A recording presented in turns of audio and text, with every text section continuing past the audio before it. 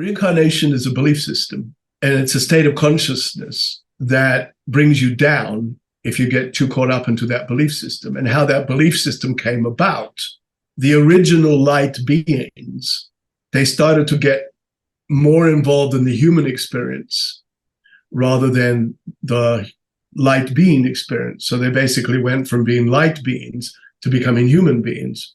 Then they started to get denser in their ways of belief.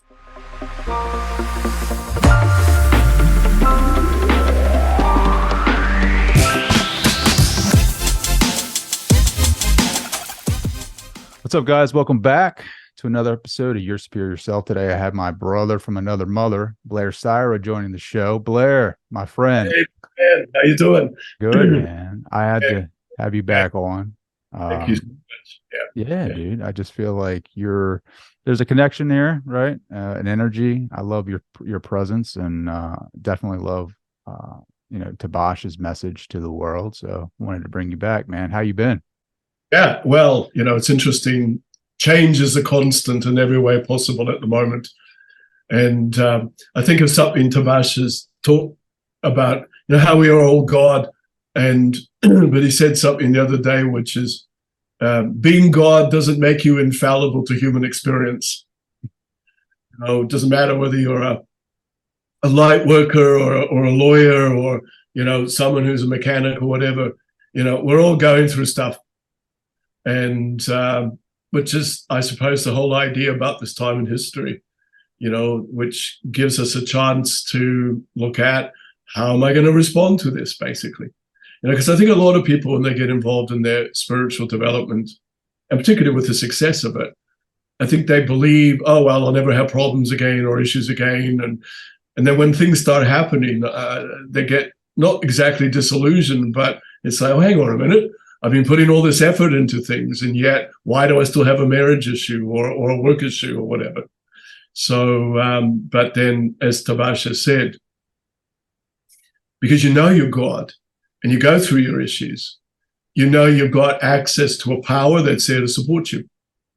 And it gives us that chance to be able to tap into something greater, because, living on earth is experiential.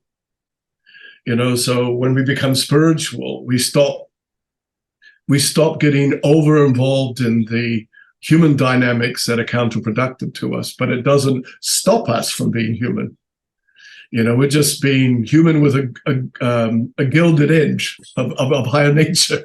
That's probably a way of putting it. So. I love that, man. Yeah, I last time you and I chatted for a while, and I thought it'd be cool to bring in Tabaash.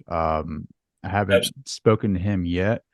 I think I'm really looking forward to that. But before you go, since we last spoke, which has been a while, right? Like, what's changed for you? Are you writing a new book, or do you have anything in the works? I'm doing a new book, number 3. So I'm about 3/4 of the way through that. And also I started traveling again with my work because with COVID, that all stopped. So I did a big Tabaash event in Melbourne in January in Australia, and then February I did Sydney. And now I'm in collaboration with some other light workers, and we're organizing an event, a spiritual event in Hawaii in February next year. Oh, wow. So there's about 6 of us, actually, and we're calling it the Aloha, the Masters Gathering.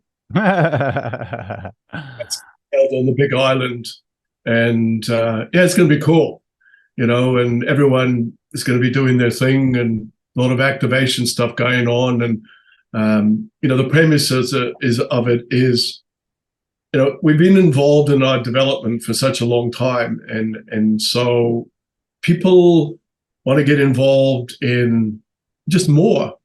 We're not at the beginner stage anymore. We're in the midst of everything pretty much. Mm-hmm. And so we just thought it'd be good to collaborate. And I love collaborating with other light workers. It's great to be able to do something on your own, but when you have that collaboration of energies where you're all in the same book, then just the energy of it is just quite extraordinary. and everyone carries the energy of that in a really amazing way. So. Sure. I'm ready for your movie to come out, man. I know you're working on something, so I need you go ahead and get that done so everyone can see behind the scenes with Blair, Styra, and Tabaash. Starring, yeah. You have a co-starring role on that, my brother. Cameo appearance, whatever you wish. That's awesome, man. Well, cool, man. Let's bring in Tabaash. Absolutely. Do you want me to explain the process first? Sure. Before? Yeah. So, I let Tabaash use my body like it's his own, and his personality, he's so personable. So he's got an essence about him, an energy where you can just hang out with him. He's that sort of person. And in fact, I've had people who've said, to him, "Oh, I can just hang out with you all day." And so, so he's not unavailable to people, even when we do public work, he'll get himself out into the audience there, and he'll chat to people and give people hugs and that sort of stuff. And I really like that. I like his approach to the way he connects, because it makes people assimilate more what he's saying.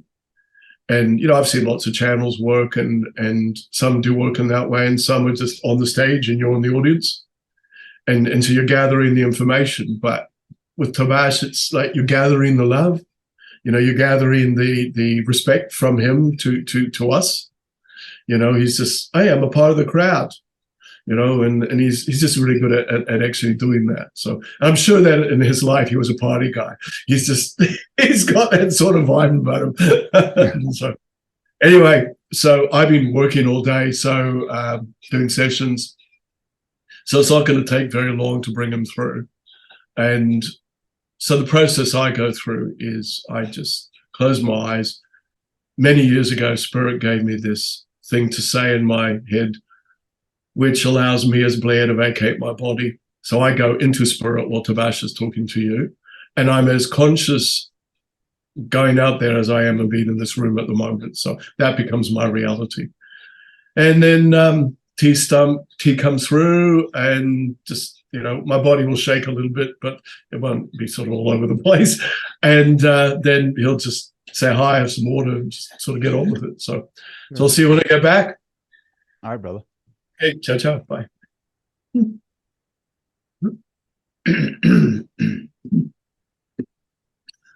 Mr. Trey, how are you? Tabaash, how are you, buddy? I'm quite excellent, thank you. I'm just going to have a bit of water here. Sure. Me too. So I've been waiting a long time to have this conversation with you. Oh, so have I. So. I've got a question to ask you.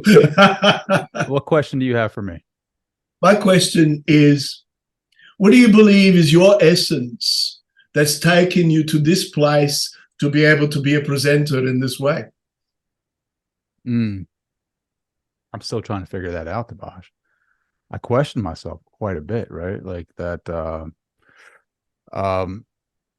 what is this? Like, the more that I know, the more that I don't know, quote, right? Like, just kind of, I'm always analytically trying to dissect this reality and or experience and come up with my own answers. But it seems like I just need to, I don't know. I feel like I need to go in more, right? And have my own experience. If you think about this process that you've created, what you're doing is you're exposing yourself to all these different states of consciousness with all the different peoples that you connect up with. And every time you involve yourself in that state of consciousness, then that has given you an opportunity to know something more about yourself. So obviously your response to whatever it is you do will tell you about you. And in doing that, what you do is you activate something more of you. And as you activate something more in you, then what you're doing also is you're creating more of you. Because the moment you ask a question, you activate something. The more you activate that, it gives you an answer, which stimulates something in you to activate more, and then puts you into a situation where you're creating more life. And of course, the moment you create more life, you create more questions. and so the process goes on. So from your perspective, this is your evolution. This is you knowing yourself, but also you personally, you have a presence about you. And that presence about you touches other people, whether it's what they hear or what they feel or what they see. You are literally turning on lights for people. And because you love to make a difference, you love to open up doors, you realize that we're all here serving each other. There's a concept that goes like this. Your message to the world is simply your life. Mm-hmm. And so here you are creating a situation where you're saying a lot, and then also listening to others who have a lot to say too. So you've created a platform for consciousness to be heard on many levels. And every time you hear this on many levels, it delves into you as a multidimensional level of consciousness. So that activates more and more of you. So you're literally inviting in, with every question, with every interview, with every opportunity, an opportunity to know yourself even more. And so even every different interview you do, it's always brand new because you're always evolving, which is an interesting time in human history at this point, because there's so much evolution that's occurring at this point in every way possible. And therefore, that evolution is giving human nature a chance to develop this greater relationship with their higher nature. And so when that higher nature relationship is recognized as more of a feasible, concept, then you start working with more power, more life. And you don't just have to be heavily involved in your self-development spiritually. It's the whole development of life. It's the way you think, it's the way you feel, it's the way you present yourself. It's the roles you play in your life. It's everything. And, humans get into this sense of self-development is just spiritual, but it's everything. And as you develop everything, everything affects everything. And so this is being understood more and more than ever before. So I call it the drawing in of the lifelines. So when these drawing in of lifelines comes about, it establishes a whole new formula, mind, body, spirit. And it has this major, massive, productive impact on the planet, which is what's occurring at this point. Okay, I know that some of the observers would say, but there's a lot of conflict going on. There's a lot of dissension that's actually happening. How have we turned the corner? But when you turn the light on, you see everything. And when you turn the light on, you realize that everything's there. All the stuff you like, all the stuff you don't like, all the stuff you don't know about, want to know about. So from our perspective, enlightenment means to be in light of life.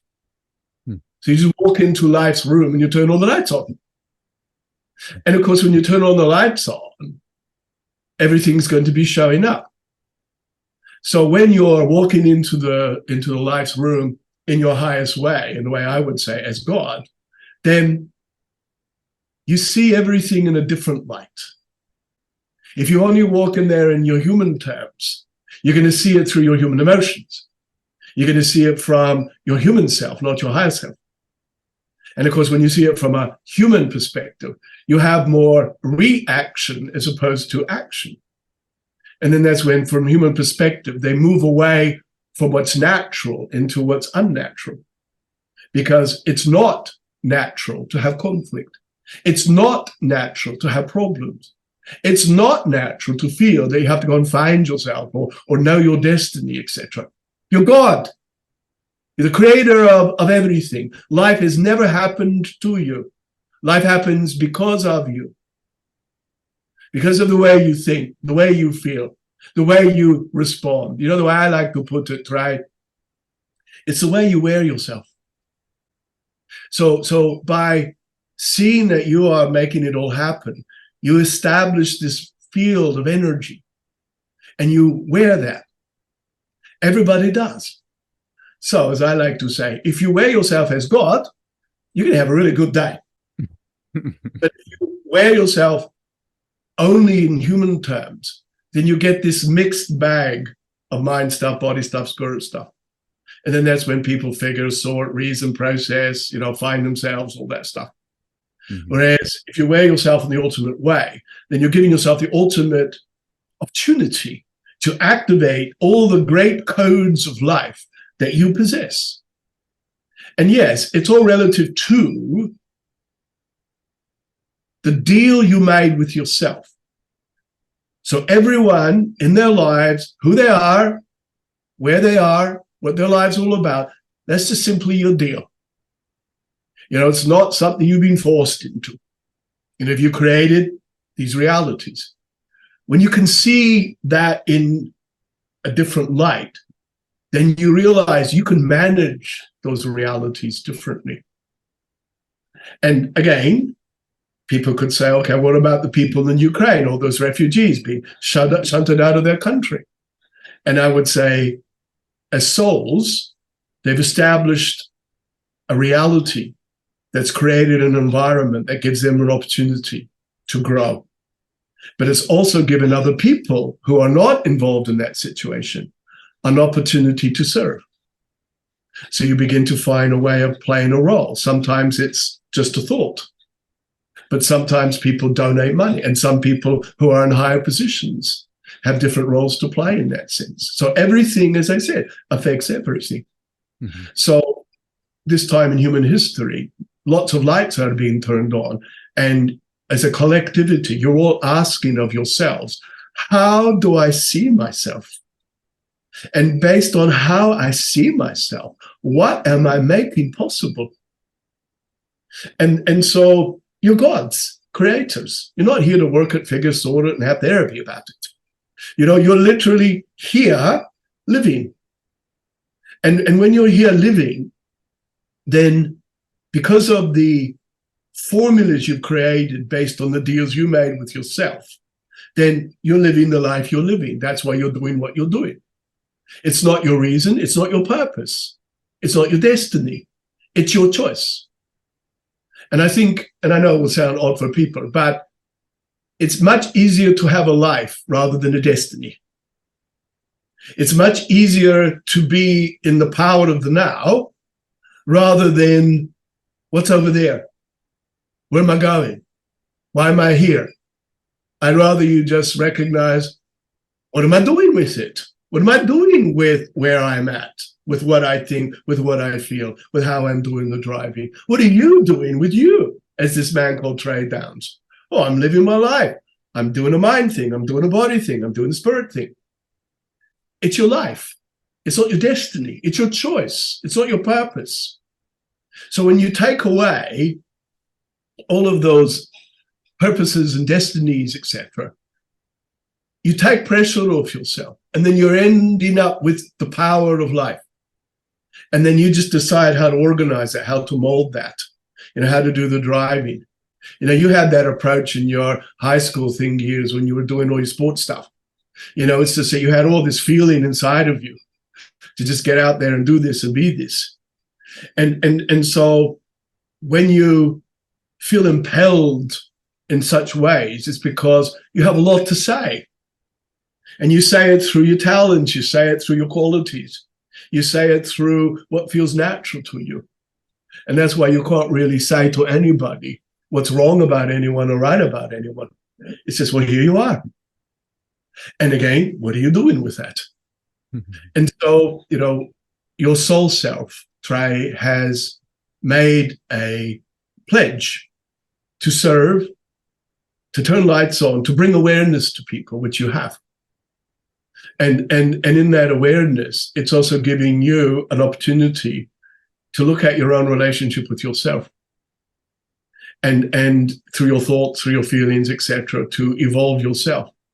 And, the way I would put it would be, well, you're just God doing it your way. And everyone is God doing it their way, and I'm God doing it my way. And it's the same formula wherever you go. But of course, when you come onto Earth, you humanize yourself, and you get involved in the vibration of what Earth experience is all about.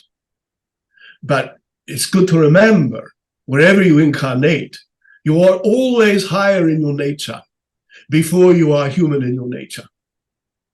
And when you flick the switch off, the higher nature, well then for a while the human nature stumbles along and gets pushed around, etc., or you end up doing the pushing yourself, or whatever the circumstances are. And then at some point you stop, which is a lot of what people are doing, and go, what am I doing? How did I get to this place? And when you begin to feel the density of life, that's because you can no longer sustain your life without the light turned on in higher nature anymore. And that's why humans get involved and attracted to higher nature or to the spiritual development, because they just want to go into the room and turn the lights on. Because they've evolved to the place where they realize, well, if I'm to move forward, then I have to turn the lights on. I can't just go by, I'll just wing it and see what happens. I need to be more conscious of what I'm thinking, what I'm feeling, what I'm living, what I'm being, what I'm doing. And so when you become aligned to that vibration, that's when you've got to stand still for a moment and just be a really good observer. And I believe, in my observations, humans are needing to do that a lot at the moment. Before, what do? I would just say, no, stand still. What am I seeing? And based on what I'm seeing, I don't mean just with your physical eyes. What am I seeing through my heart? What am I seeing through my feelings? What am I seeing through my soul? And as you humans have discovered, you're seeing a lot of stuff that you've been putting up with or turning a blind eye to, and suddenly realize we can't abide this anymore. Changes have to come about. Ways of leading the countries need to change. The economy and its structures need to change. The environmental issues need to change.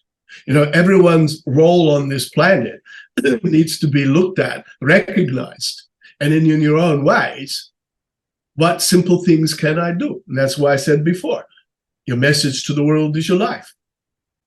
So therefore you look at your life and you think, all right, what simple things can I do to improve things? I don't tell you have to go out there and get involved in a big cause or invent something amazing or whatever. Sometimes it's just be a better father or a better mother. If I've got intelligence, don't be lazy about it. If I'm really good at inspiring people, well, then inspire people. And sometimes too, and this is something that I think is important, you have to know when to stop asking so many questions. And then get on with living, get on with what you know. And then once you satisfy yourself, of course there's going to be more questions, but I want you to ask more questions before you get the answers to the other questions. And so you've got this little question room going on there where you just store all the questions that you haven't sort of asked yet or completed yet. and so, I think everyone should just be empty. You should walk into a room of life and there should be nothing there. And as you stand in the middle of that room, then you think, well, this is my experience, this is my circumstances. So therefore, right now, what would be useful to me? So you just bring in exactly what's necessary. You don't need any more than is necessary. Mm-hmm. And sometimes it's just good to stand in an empty room and just feel nothing. Your nothingness is going to give you the chance to really feel your soul. In order to be something, you have to know what it is to be nothing. And when you stand in your nothingness, then you think, oh, this is quite a nice room. I quite like this space. It's so quiet. It's so still. I can really know myself in this space. Whereas for most human beings, everything is just full of clutter. Or they're overthinking things or overdoing things. And look, I always think when you need to think, feel when you need to feel, do when you need to do. But then for the rest of the time, live. And that's a daily journey. And so this is a time where humans feel highly pressured by the collective changes that are happening. So therefore, it should also be a time where human nature, in their own ways, take pressures off themselves that they can by thinking differently, feeling differently, remembering that it's all happening because of them, not to them. And stop waiting around for the universe to tell you what to do. Because the universe isn't going to tell you anything. It's just there. And I said to someone recently when they asked me, what's out there for Tabaash? And I said, well, I suppose really nothing. It's just a big blank. And they looked at me and said, well, what do you mean? And I said, it's the same for everybody. Because if the only thing that's real is the present, then anything beyond that is just a big blank. And therefore, if you are harmonious in your present, then you are in a good position to decide how to fill in the blank. And that's much easier than wondering what's out there and putting pressure on yourself, trying to find some direction or destiny. It's like, okay, here I am, this God, this body, this time, these circumstances. All right, what do I choose to create? And the moment you kick into and creating harmony, balance, whatever, then you automatically invite in all the appropriate support systems that will come with that. You don't have to go to the storage cupboard and think, well, I better have a bit of this and a bit of that, and then I'll put that there. No, you create, bang, law of attraction stuff kicks in, and you just bring the energy in. And then you got to stand still with it for a moment. Because when you stand still, you get used to the fact that, oh, this is an energy. Oh, how do I feel about this energy? What does this make me think? Or how do I want to work with this? Because it's a tool. And then once you get a sense of that, then, right, this is what I can do with it. So you don't just grab it and then see what happens, which is what a lot of people do.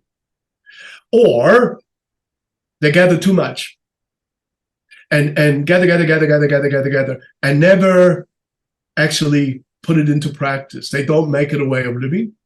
And they believe gathering and they believe experiencing is their self-development. And that's how you see people going from seminar to channel to psychic to medium to healer to event to event to event to event. And they get caught up into the wondrous energy that is created in those experiences. They listen to words of wisdom. They give good hugs and, have happy days together, and it's great. They get caught up into that beautiful energy. And then they go home where they don't have that. And it's like, And they go, oh, better sign up for the next event. The next situation, and instead of thinking, oh, I went to that event. What were the skills I took from it? How could I put that into my day-to-day life? How could I make that a state of consciousness that motivates me and encourages me? And then as you bring that in, you create a formula that supports you. And that takes you to another level of yourself, which is the whole idea about doing this stuff. And then invariably, it's time to, let's go to Trade Downs event, in California, or let's go to the Tabaash event in Hawaii or whatever, and because you might have a feeling for that. So you'll always be told by your mind, your body, and your spirit what to do. But then humans get so far ahead of themselves, or like I said, they get too involved in too much. And they end up just, forever forgiving or forever processing or forever letting that go or delving too much into past lives. It does not do to dwell on that which is being too much. Because if you do that, what are you doing? You're getting caught up into a vibration that doesn't serve you because it has no more relevance to you. So it gets back to be in the now, be in the present, because that's where all the power is. Yesterday, well, the power was there, but now it's come to today. And that's where you're standing, and that's what you can use. So you have to be careful about what you use as references or your own stories. Oh, I can't be powerful enough because I've still got to resolve this. Or I'm not good enough yet, so therefore I have to keep doing things until I am.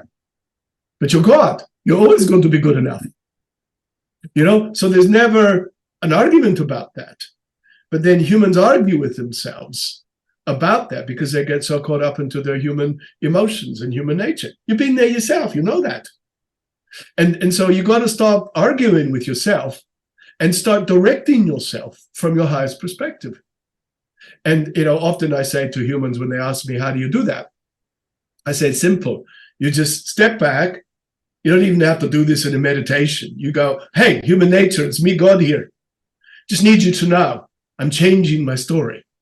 This is how I want you to think now. This is what I want you to feel now. This is how we're running the rest of the day. So I believe the importance of informing your human nature. And look, it doesn't always have to be about big, deep, and meaningful spiritual things. It could just be, oh, human nature, it's me, God here. I've got that really important corporate meeting. I really want it to go well. This is how I need you to be with it. This is how I want you to respond to this. Oh, human nature, I'm going to pick the kids up from school. I've had a really bad day, but, I want to be good for my kids. So this is how I need you to be. So it's all about directing energy. It's not rocket science. It's literally about throwing an energy out of an intention. And when you throw that energy of intention out, then where's that energy coming from? Is it coming from your human nature or your higher nature? And so human nature has turned this rather remarkable corner where there's more souls on this planet now than ever before, understanding the concept of you are God. And so with that, it's changed the collectivity of everything. So you begin to bring in more light. But then, as I said before, when you bring more light in, it exposes things that have been in the corner over there, managing to create conflicts and doing whatever has happened. So that's where humans are seeing this now. Mind conflicts, body conflicts, spirit conflicts, abuse, you name it, everything. It's like it's all in the light now. And therefore, what are you all asking of yourself? We must do something about this. We can no longer close our eyes or our ears or turn a blind eye to anything. Suddenly we're faced with the inequalities, the poverties, the conflicts. In other words, we're all faced with what have we done? And this has happened through the centuries. And that's something people don't like to feel or hear because they'll go squirmy about it. Oh, I can't be blamed for that. Da, da, da. I said, no one's proportioning blame. But if you want to change things, you have to take responsibility for the fact that as souls in your bodies for lifetimes, you've all had the part to play in everything. And so when you get involved in self-development and you turn the lights on, well, then that's when you take total responsibility for, yep, I've done that, but I'm not doing that now. And that's where you turn more lights on and you start bringing life more and more into things. But it's a process. It's remarkable when you think about it. It's taken billions of years of evolution, mind, body, and spirit, for life to be created. But it's only taken a few hundred years for humanity to bring it all down. And through their inability to see their light. And now that the light is turned on, that's where humans are going, oh God, what have we done? And then this is where you begin to look at the simple steps and changes that need to be made. But before you can really do anything, you have to look at what you do within yourself and accept 100% without all the twins and pro-ins and piggers and sortings and therapies. I'm a God, I'm in a body, I have all the power now. I don't have to find myself. I am myself, and myself is good. Regardless of what my karma has said to me, I am still God. And so I now make a decision to be better than better, more than more, greater than greater, all that stuff. Because you can. Who needs a purpose? You have a life. You want to ask me another question? I'm kind of lost here, man. I feel, I'm not gonna lie. I feel like you're around me quite a bit, man. Okay. I feel like we're connected. At some, you know what I mean? Like I feel like we're connected somehow. I want to know more about you. Like you lived here on Earth, like what, 2,000 years ago? 5,000 years ago. 5 years, 5,000 years ago, right? Did you have a family, wife, kids? Yep. I lived in Sumeria, and Sumeria was part of the ancient Mesopotamian Empire. And we go back 5,000 BC. And I had wives because that was quite common in those days. Because at that point in life, there was actually more women on the planet than there were men on the planet. And that's simply because the men were killing each other off because of all the conflicts and wars, etc. So it was not an unusual practice to have more than one wife. And I had 20 children. And so, you know, you could say I had quite a big family. And so, but I was just a man who had a wife's job, kids. I was a merchant. So I would make travels around the areas. I would often go to a place called Oman, where I would do other merchandising with other peoples. India was a place that I would visit often. And yet I was a man like you. I was curious. I was curious about how everything worked, how life worked. You know, I knew there was more. Now, the collective energy of consciousness at the time was so different from what it is today because everything is so disclosed these days. And so everyone knows everyone's business. Even if you don't know the person and they live in Copenhagen, you know what they had for lunch. And so, you know, it's just humanity, you know, oh, what did York have for lunch in Copenhagen? You know, and so it's humans' perspective of things is different. In my day, your world was your village. You know, I mean, I understood the world was a much bigger place, but a lot of people at the time, they had no concept of anything else beyond the reality of what their life was all about. They could not comprehend that there were other countries or the oceans and things of this nature. Because did you have a teacher, like, or was it through your travels as a merchant? Like, how did you become aware and turn that light on? Okay, well, that was an interesting story. So in my day, you know, when you were a merchant, you know, you could go to anyone's house and say, could you give me, a barn for the night so I could put my horse there and I'll sleep there. Anyway, so I went to this village and I went to this man and he was living alone. And then he told me the story about what had happened in the village where there had been this big illness that had gone through. And many of the people in the village had died. His own children had died. His wife had died. And anyway, so we're talking about this. And then I said to him, oh, how long ago was this? And he says, oh, about 10 years ago. So it made me think, you know, it's 10 years and he's still wearing himself in such a way where he doesn't see how things have moved on. Because things had moved on, you know, even though he told me the story about the village, things were prospering again. You know, doors were open, people were just getting on with it, but he wasn't. You know, he was so locked into his story. And so I went for a wander the next day and talked to other peoples and ended up talking to this lady who lived quite close to this man. And she had lost her husband. And so she was she had children, but she was a widow. Anyway, but she always had feelings. She said, I have feelings for him. But you know, he just doesn't see because he's so locked into his story. And anyway, I moved away after a while, but then made me start thinking about, well, you know, how one can be blind because of one's experiences and not see, you know, how things have moved on and what was obvious. And so it made me start thinking about what pause buttons am I putting down on in my life, and you know, and in what way am I not living the reality that I want? You know, I have all these feelings, I have these ideas, I have stories I want to tell my kids, but I'm too busy, I can't do this.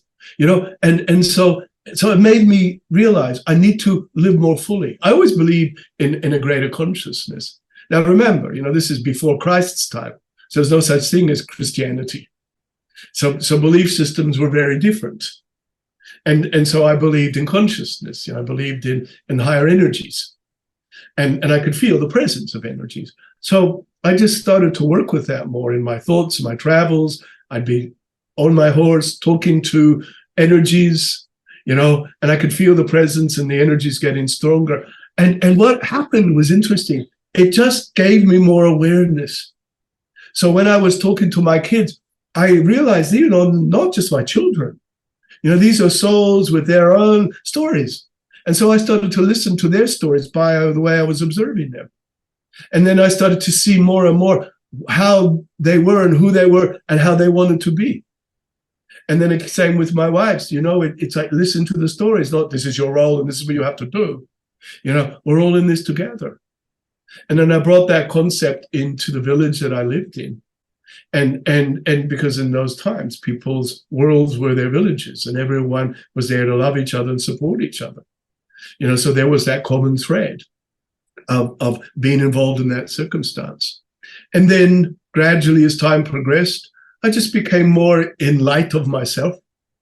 And you know, I wasn't a big guru or a teacher or sage or anything. I was just a man, you know, who turned the lights on. And then, because I know you got that question coming up, why am I doing what I'm doing now? Because I want to keep turning lights on. And so obviously you create deals. And when you create those deals, then you look at ways of fulfilling your ability to keep saying more and being more and doing more. And that's when, you know, making that alignment that I did with Blair, because of times I've known him in the past and the way he also wanted to evolve. So everyone's putting formulas together all the time. But it's also opportunities for one to know oneself. So, you know, you're alive in your man's body. And I'm alive borrowing one. And yet it's just about life.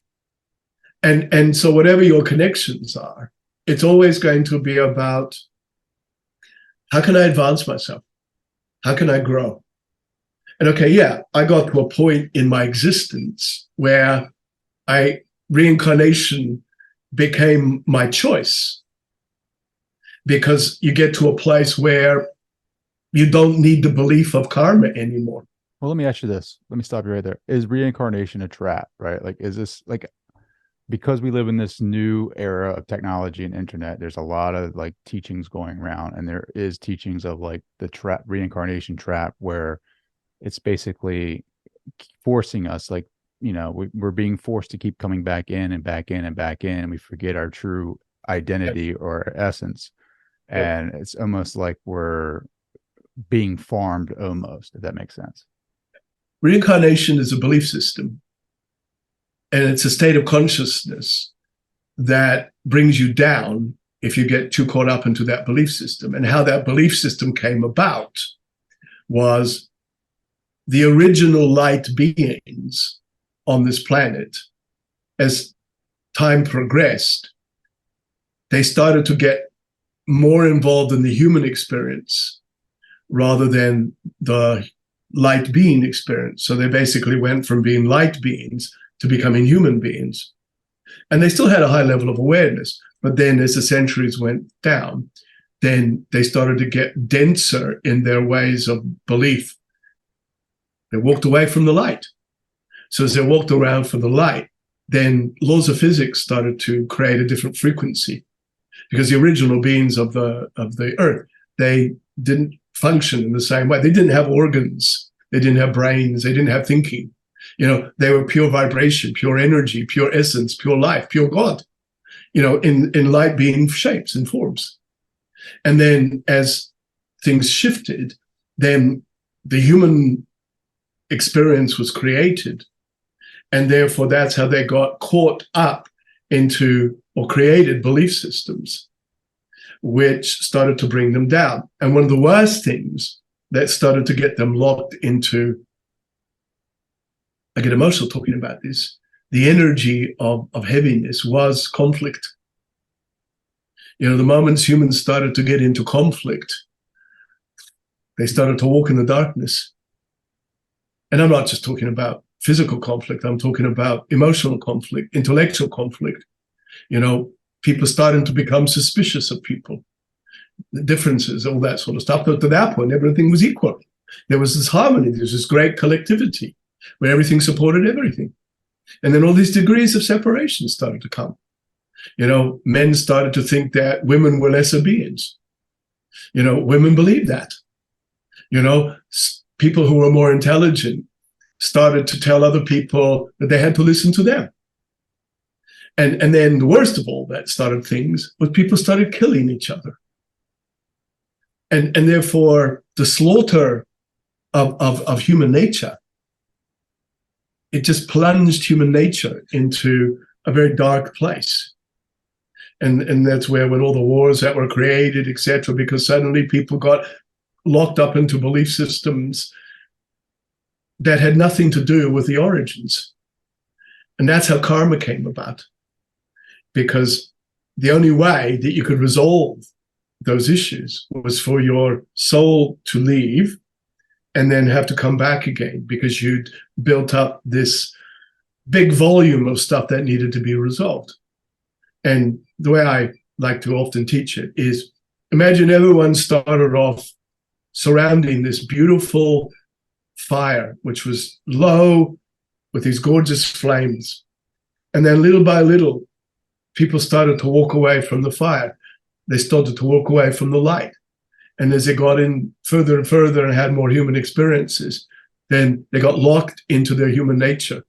And yet, they could still go into spirit when they died, but then the body died, but then they had to come back and resolve this. So many of you now, you got to this point where you suddenly stopped yourself in your tracks and thought, what am I doing? And you've turned around and you started to walk back towards that fire. But as you've done so, you've also had to walk back through all your stuff. And as you're doing that, that's facing yourself. If you can do that without being judgmental on yourself and thinking, what a terrible person I've been, then it's like, okay, and this is the past. That happened to someone I used to be. But I'm God now, and I'm walking through my past as God. And as I do so, that I'm shining light onto all of my life once again. And then eventually, and this is, again, emotional saying this, because that's where you get this big gathering of souls, which is what's happening around the fire again. It's like, oh, there's another one, there's another one, there's another one. And every time another soul joins, the light gets greater. And it's this is what's happening. See, everyone's feeding the fire through their own light, which means as you're walking through your stuff, you don't need to work it out and figure it out and sort it out and all that stuff. You just remember who you are, wear yourself as God. And then as you walk through your stuff, you're just showing the light on all of that. And that light is the power of life.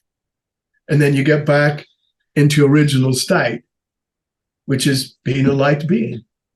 Mm. So you went from being a light being to being a human being. And now you're going from being a human being to being a light being again. And then it just changes the dynamics of how you can experience your own life, but also what you can create from that point. It's a process.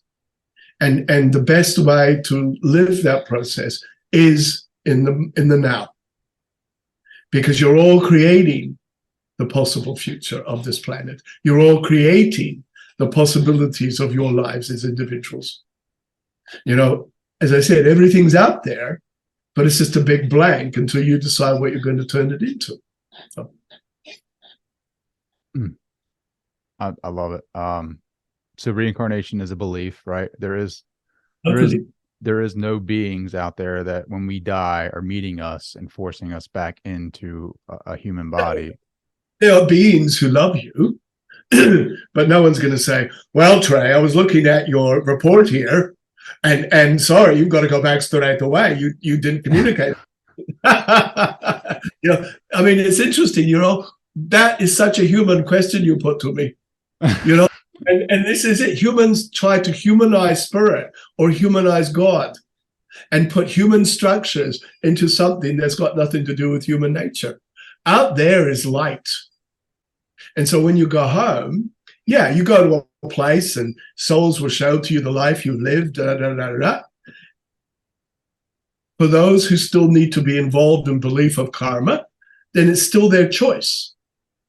But then there are so many people now who don't need it. And so if you live your life without it, then you realize life becomes a choice. Hey, I can love because I can love. I can communicate because it's my choice. I can be happy because I can be happy. I don't need to resolve anything. It will change the dynamics of everyone's relationships for each other, for a start. Suddenly it's not, I'm here because of blah, blah, blah. It's just, we're here. What can we do with this?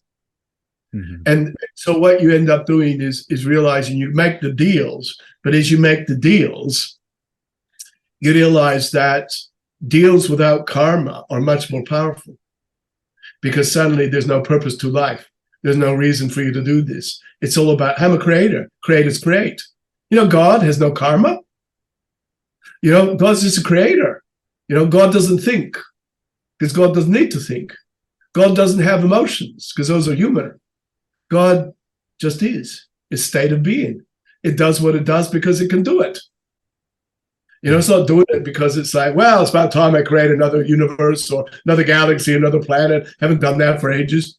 It's just a spontaneous expression of life. And so when you take away, in human terms, all your conflicts and complications, you become that as well. But you can't have that where you have so many different energies opposing each other.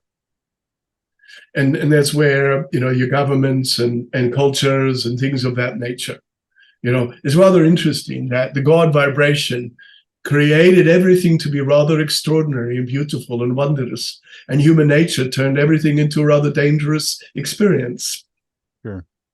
And again, it's not about smacking yourself around and feeling bad about it, but it's like, okay, is this God in this body? What can I do about it? In the simplest way I can. So I know we're short on time, but last question. How many lives have we lived together? Well, you remind me of a question someone asked me in San Francisco in 2019.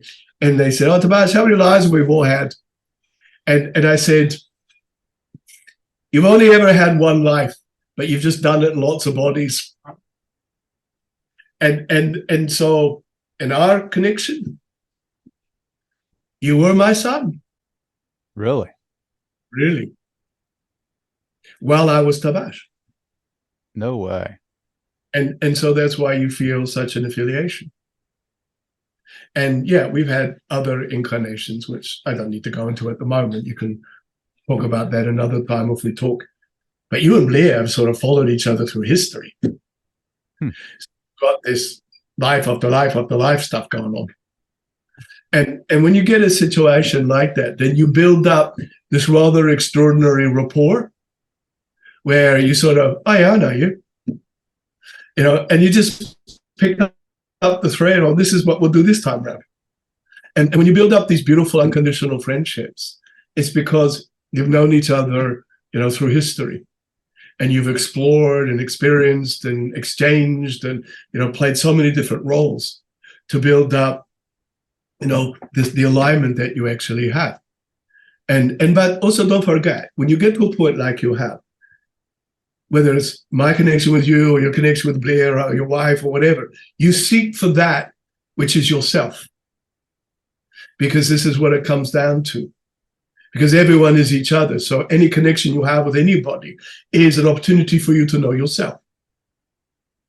So all your relationships, whether they're friendships, spiritual, mind, body, spirit, whatever, you will always seek for yourself and the dynamics of your connections with people. And how do you find that?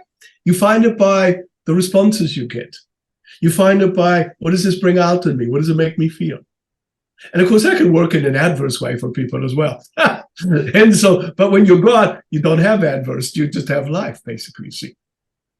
And so, as souls who turn lights on, you now seek for generating connections with other like-minded vibrations so that it can enhance your own power because you're all here to advance each other, but also to be able to find ways of serving and creating a greater collective energy. So when people come together, it doesn't have to be about, I wonder why we're together. I wonder why we know each other. It's why, okay, we know each other. So therefore, when it's in harmony, it automatically turns more lights on. It's that phrase that Nelson Mandela said in the speech: as you let your own light shine, you unconsciously give other people permission to do the same. And so, just looking at the work that you're doing, because you're turning lights on and people are seeing, then you're giving people permission to know themselves. And therefore, in the feedback that you get, it's giving you permission to know even more of yourself. And that's how it should be. Everyone, let's just keep knowing and knowing in a positive way so we can keep expanding. And therefore, it gets me back to, let's all join around the fire of life and just keep making that light bigger and bigger and bigger. And it all starts off with every single individual. The moment you wake up in the morning, I've got life again. What shall I do with it? And then you look out through the day and the connections that we're making. So I got to go. Bosh, thank you, buddy. Been a joy. Absolutely. Talk again. So I'll just bring Blair back. He'll be slightly fuzzy when he'll come back, but he'll be cool. All right. Blessings to you all. Goodbye for now. Bye. Hello. How you feel? A bit spacey. I need some water. So sorry about that, man. He went on a rant. A good one, though. A good one rant. It's all right. He does that.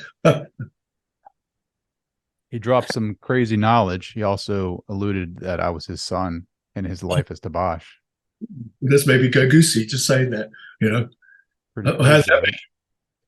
Has that ever happened before? Hasn't he told anybody that before? Yeah. There's been a couple of people. I mean, he had 20 kids, right? I mean, I'm assuming he had a lot. Yeah, I've met a couple of the kids and some of the wives. So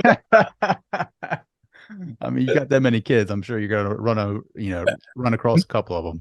What are the chances? So Awesome. That's good. Yeah, that's awesome. So, well, Blair, I know you got to go, buddy, but I have to say thank you so much for taking the time. This means a lot to me. I feel a deep connection to you and Tabaash, and I really enjoy your work, man. So I can't thank you enough. Yeah, well, feelings mutual, and I'll be talking to you soon. So, adios for the moment. So, all right, brother. Thank you. See you, brother.